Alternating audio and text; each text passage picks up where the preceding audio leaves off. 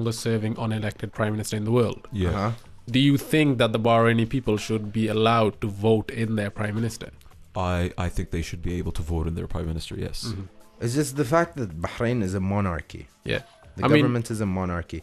And because it's a monarchy... The thing is, isn't this England? Mm-hmm. If the prime minister does step down and the people start electing, then the monarchy is going to be a figurehead. Yeah. And I don't think they're ready to give up that kind of control just yet. It's too chaotic at the moment. See, the monarchy and the government haven't been all, pink and roses. Yeah, peaches and cream. Right?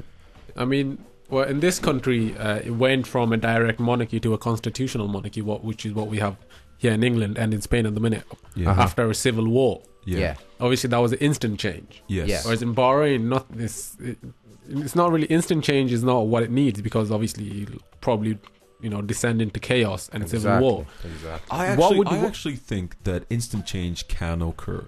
Amendments to the constitution can be made instantly. However, changes like changing a whole monarchy into a constitutional monarchy. And do you think it can happen over time? It should happen over time. That it should go from a proper monarchy onto a constitutional monarchy, say over a period of 10-20 years. Yeah, sure. I Why mean, not? Let me just put it to you in these words. Okay, look at Dubai, for example, or the UAE. The UAE, the people in the UAE are all happy with the government. It's a monarchy as well. They use the same rules, pretty much the same legislation, same constitution, everything. But the fact that the people are happy, that makes the whole difference. In Bahrain, some of the people weren't happy. They were unhappy. And if the government can please the people, then I think what we have now can stand. I also think, this is an important factor in my opinion. Education. I do believe that education in Bahrain is lacking. Government education, as in public education, public schools. If you are to allow people to govern themselves through a parliament, you need to have educated individuals in seats of power. You can't have ignorant individuals. So improving education, I think, is the first step. Yeah. And I think they're going to do that. This meeting between the Crown Prince and the opposition leader, not just the opposition leaders of the Wufaq Shiite group, but other leaders of other parliamentary groups. So it's not just taking the demands of one side, taking the demands of all. This is an opportunity to do something unprecedented. This has never happened in the history of Bahrain itself. And I commend the government for acting so swiftly. Yes, deaths did occur, and it's so unfortunate.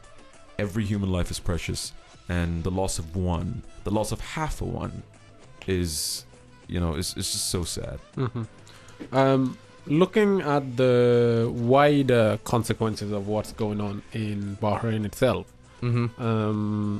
America has been quite tight-lipped about what's been going on. Not only in Bahrain, they've been tight-lipped about nearly every. Are you kidding me? Tight-lipped? Where the hell have you guys been? I think, though, when it comes to Bahrain, they've got slightly more to lose than when they did with Egypt. They have the biggest base in Bahrain. Well, the U.S. Navy's 5th Fleet is based in Bahrain. Yep. True. However, export and import-wise, trade-wise, they do have a lot to lose with Egypt as well. They do control the Suez Canal. Yes. Yeah. With Bahrain, and this completely just shows the type of policy the White House uses when it comes to their international foreign policy. You have Hillary Clinton, right?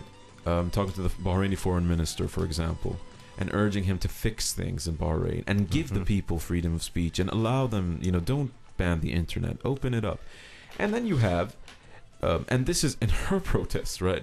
She was giving a speech, and an ex-CIA analyst, right, Ray McGovern, was beaten, arrested for what?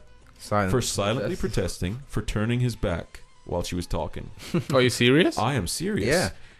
What kind of message does that send to the rest of the world? You're being complete hypocrites here. Cool. Where they, support Mubarak, and then they say they support the people of Bahrain. It seems to me like you guys are trying to fix something that you broke in the first place. Yep. Talking about hypocrisy when it comes to Hillary Clinton, she's been ranting on about how the internet should be, free, and how it should be. There should be no constraints within the internet. It should be allowed to, increase in size and so on and so forth. While she was saying that, on that same day, a court in Virginia was trying to get information about Twitter users that were pro WikiLeaks at the exact same time. So that just shows you the hypocrisy that comes out of some politician mouth. And we mentioned in the last show the extension of the Patriot Act. Yes. It's so unbelievable, the complete hypocrisy of saying one thing and doing another. And in this age, where technology, and especially WikiLeaks, why do you think they're, trying to indict them and use Twitter to get private information? It's just fear. Yeah, it is. I mean, they're using the situations to instigate what they want. Do you know what? I think they just realized, hello, the people do really have the power, and they just found out that they do. Exactly. I mean, before, it's been common knowledge that a lot of the Western governments, they do support the strongmen in the Middle East and Africa. Yeah. And yet, when they are asked about them, they will say, as long as they're stable, everything is fine. Yeah, as long as the people aren't saying anything, everything is fine. Yeah. Moving over to this country, the UK has revoked 40 licenses from 40 different companies selling arms to Bahrain. Yeah. Yep. And they've already stated they want to stop selling arms to Bahrain because of the violence that's been happening. Yeah. But I guess that's just for the time being. It's going to open up again. After a few weeks, when it's not on the news anymore, it's going to open up. This is more of a PR move than anything else. Yeah. However, I mean, PR or not, they did make the UK government did make a statement where a spokesman, I think, made this statement that you should not interfere in Bahrain's internal struggle. Let them deal with it themselves, because we've seen the product of these police states, where they consider themselves the police of the world. For example, the new piece of information, which I completely knew was going to happen or was going to be revealed sooner or later. The fact that there were no weapons of mass destruction in Iraq. It was all a hoax. Yes. Like information like that. If you don't do that, you don't come into somebody else's country, what gives them the right to police the world? Yes, exactly. They can't. True, you might have the highest GDP per capita, you might have a strong military, but in this day and age, we don't live under in your the 16th rule. century. Yeah, you can't just come in and take over control. Yeah, it's almost as if it's changed from colonialism by force to colonialism by influence. Yeah, exactly. It's all about soft power these days. By the media, man, by PR. Seriously. But yeah, I mean, the British government also said that they don't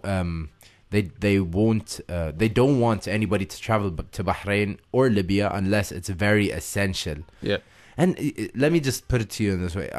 I've been talking to a lot of people from back home, and guys, whoever's listening, you have to know that what they have on the news and what they have on the internet and what they have on the TV, it's very, very overstated. I mean, what you see makes the whole country seem like it's in turmoil. No, it's one area where people are trying to make a stand peacefully. And now the government aren't intervening in their peaceful stand. People were holding lighters up yesterday, holding flowers and stuff. Yeah, it's like the hippie movement. Exactly. It's like the flower power all over again. The sexual revelation has came to Bahrain. I wish. But yeah, guys, hopefully, seriously. What was that? What you talking? I don't know what you're talking about. It's already in my home. I think, and this has been, we need to shine the light on this piece of information. Say your prayers. I say my prayer. Jesus, help us. Okay, check this out.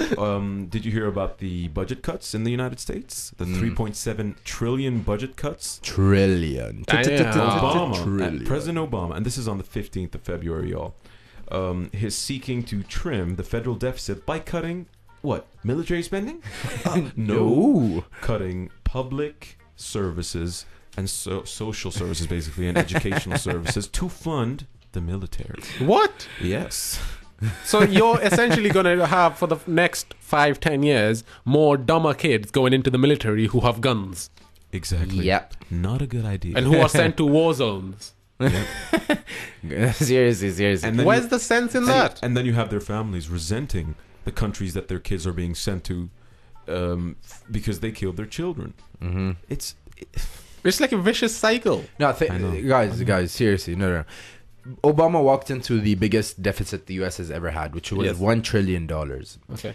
In my point of view, I think that this generation should suffer so every other generation doesn't. And if he cut the budgets by $1 trillion, say, of expenditures on the army, okay, and say kept taxes the same or raised taxes even a little bit for a few years just to fix up this deficit, okay, then everybody would be grateful. You see, you fix it from bottom to top. You don't add to the problem by taking some money from somewhere and then putting it in an unneeded source. Why don't they just cut it across board? They won't be. That's not possible. It's not possible, man. It's too big. Too much. But surely their military is big enough. But that's the thing. To be big, to have influence in this case, military. you need to invest heavily in your military activities. And that 3.7 trillion we were talking about, he's actually freeze funding, okay, for any of the domestic programs for 5 years. He did include a tax hike for banks and oil companies, but it's a mild tax hike. It's more like a slap on the finger. I think that with the increase in military spending, I think they're scared the fact that China revealed their first stealth fighter about a couple of weeks ago. Yeah.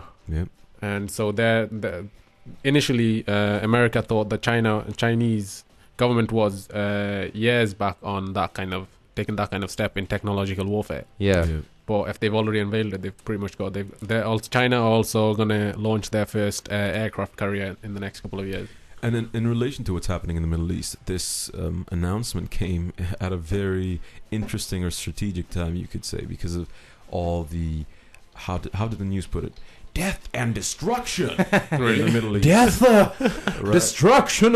Yeah. So, are you trying to convert people to to become rednecked Americans? I can't convert you. You're born a redneck. You can't convert into a redneck. Actually, talking about rednecks, have you guys seen the TV show Alligator Men? Alligator Men. Yeah, it's about rednecks, proper deep south, like living Florida. You're not alligator on. Living on the borders of swamps and making money by catching alligators. Let me get this straight for a second. You think Alligator Men is more of an important fact than Obama investing in military activities to protect interests in the Middle East? I agree. Thank you for that, guys, for that completely uncalled for interruption. I was just going with the flow. No, seriously. It's a funny show. You should watch it. You laugh just at the accent. Guys, the United States has the biggest military expenditure in the world. It's what, 663? I mean, this was in 2009. 663 billion. The second is China, and yet it's twice the size of China's military expenditure. It is. It is. And the GDP just keeps, the percent of the GDP just keeps going up. I mean, in 2008, it was 4.3%. Keeps going up. I mean, 2011. God knows what it is now. Seriously, think about this, guys. Every country, there is no country that has a military expenditure of over $100 billion, except the U.S.